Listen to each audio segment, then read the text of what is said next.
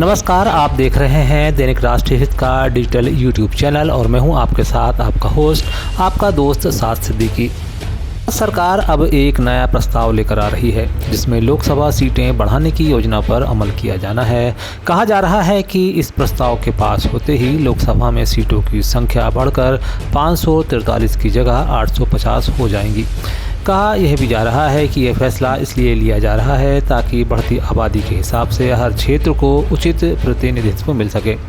हालांकि इस बिल के तहत कुल 850 सीटों से 815 सीटें राज्यों और 35 सीटें केंद्र शासित प्रदेशों के लिए निर्धारित होंगी। यह भी बता दें कि इस प्रस्ताव के जरिए महिलाओं के लिए आरक्षण लागू करने का रास्ता भी आसान हो जाएगा। यह बिल 16 और 17 अप्रैल को बुलाए जा रहे संसद के विशेष सत्र में पेश किया जाना है।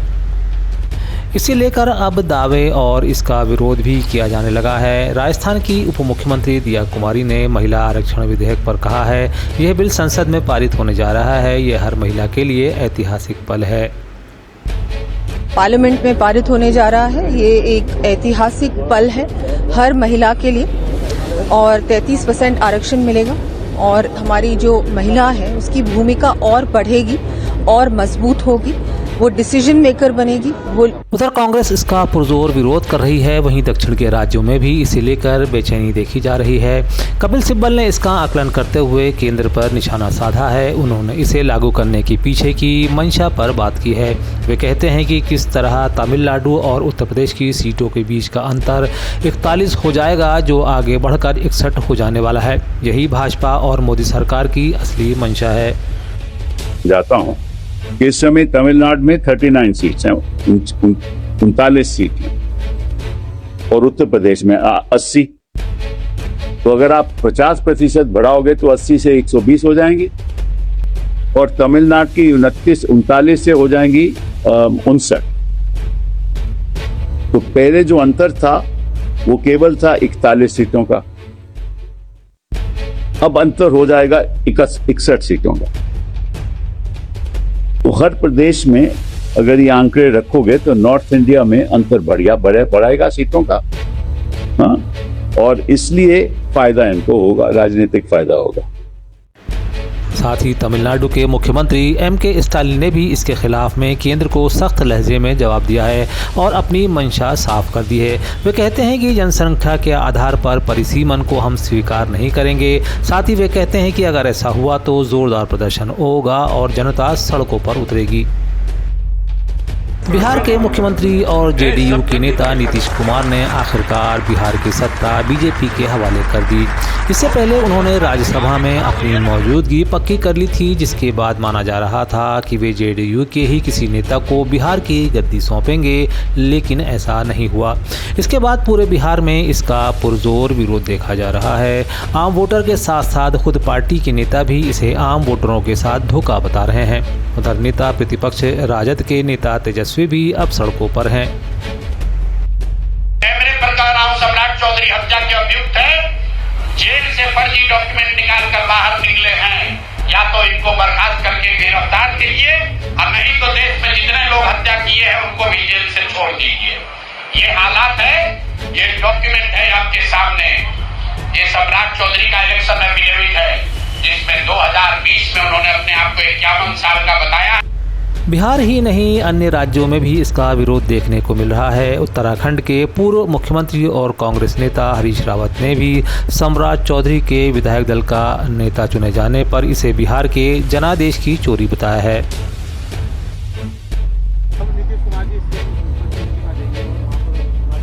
हाँ, ये तो बिहार के मैंडेट की, बिहार के जनादेश की चोरी है। जनादेश था नीतीश कुमार मुख्यमंत्री। आपने नीतीश कुमार की कोई कमजोर नस दबा दी और उनको आप राज्यसभा में ले आए, उनसे बिहार छीन लिया और बिहार में अब आप भाजपा का मुख्यमंत्री बनाने जा रहे हैं। यदि ऐसा नहीं है तो उनको जो है मुख्यमंत्री नीतीश की पार्टी का ही बनाना चाहिए। यदि स्वाभाविक तौर पर नीतीश कुमार दिल्ली आए हैं और यदि भाजपा का मुख्यमंत्री बनता है, इसका मतलब है आपने जो मैंडेट बिहार की जनता का था उसकी चोरी की। देश में महंगाई पर चुप्पी साधी रहने वाली सरकारों ने काफ़ी ज़ोर शोर से प्रचार करते हुए यह बताने की कोशिश की थी कि खाड़ी देशों में चल रहे युद्ध का उस पर कोई असर नहीं हो रहा है। साथ ही उसका यह भी दावा था कि देश में गैस और पेट्रोल की कोई कमी नहीं है। पर अब देश के प्रमुख अखबार दैनिक भास्कर ने खुलकर अपनी रिपोर्ट जारी कर दी है।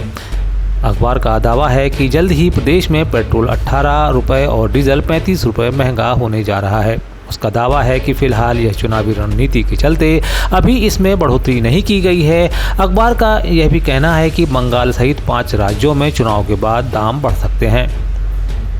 महंगाई की मार और बढ़े हुए बिजली बिल के विरोध में अब अक्सर खबरें आम होती रही हैं। ख़ासतौर पर गर्मियों में यही शिकायतें काफ़ी वायरल भी होती देखी गई हैं। इसी क्रम में MPEB के खिलाफ इंदौर की जनता अब सड़कों पर उतर आई है। उसका आरोप है कि MPEB विभिन्न मामलों में आम जनता को लगातार प्रताड़ित करती रही है। मामला इंदौर के विधानसभा 3 का बताया जा रहा है, जहाँ प्रदेश कांग्रेस सचिव दीपक पिंटू जोशी के नेतृत्व में प्रदर्शन कर अधिकारियों को ज्ञापन सौंपा गया है। कैंसर एक बड़ी महामारी बनकर विश्व के सामने अब भी चुनौती पेश कर रही है। कैंसर के मामले में अधिकतर लोग मौत के मुंह में चले जाते हैं। हालांकि इसके इलाज को लेकर कई दावे किए जाते हैं, लेकिन कारगर साबित करना अब भी एक मिशन ही है। हालांकि एक अच्छी खबर अब कैंसर के मरीजों के लिए है। खबर के अनुसार एक अध्ययन में फेनबेंडाजोल के इस्तेमाल से स्टेज 4 कैंसर पूरी तरह ठीक हो जाता है, ऐसा दावा किया जा रहा है। कहा यह भी जा रहा है कि एडवांस्ड मेलानोमा ब्रेस्ट और प्रोस्टेट कैंसर से पीड़ित मरीजों के ट्यूमर को पूरी तरह से गायब कर देता है। इसकी खास बात यह भी बताई जा रही है कि इनमें से किसी ने भी कीमोथेरेपी नहीं ली थी। हाँ, कुछ रोगियों की सर्जरी ज़रूर हुई थी और कुछ को रेडिएशन की थोड़ी खुराक दी गई थी। लेकिन कुल मिलाकर फेनबेंडाजोल का सीधा संबंध बहुत ही कम समय में ट्यूमर के तेजी से कम होने और बिना किसी बीमारी के लक्षणों के लंबी उम्र जीने से पाया गया है। अगर यह तकनीक कामयाब होती है तो यह जाहिर है विश्व के कैंसर मरीजों के लिए एक अच्छी खबर होगी। दैनिक राष्ट्रहित के YouTube मंच से जुड़े रहने के लिए हमें सपोर्ट कीजिए और हमारे वीडियो को शेयर कीजिए, लाइक कीजिए और हमें कमेंट्स करके हमारी प्रति अपनी राय ज़रूर रखें। धन्यवाद।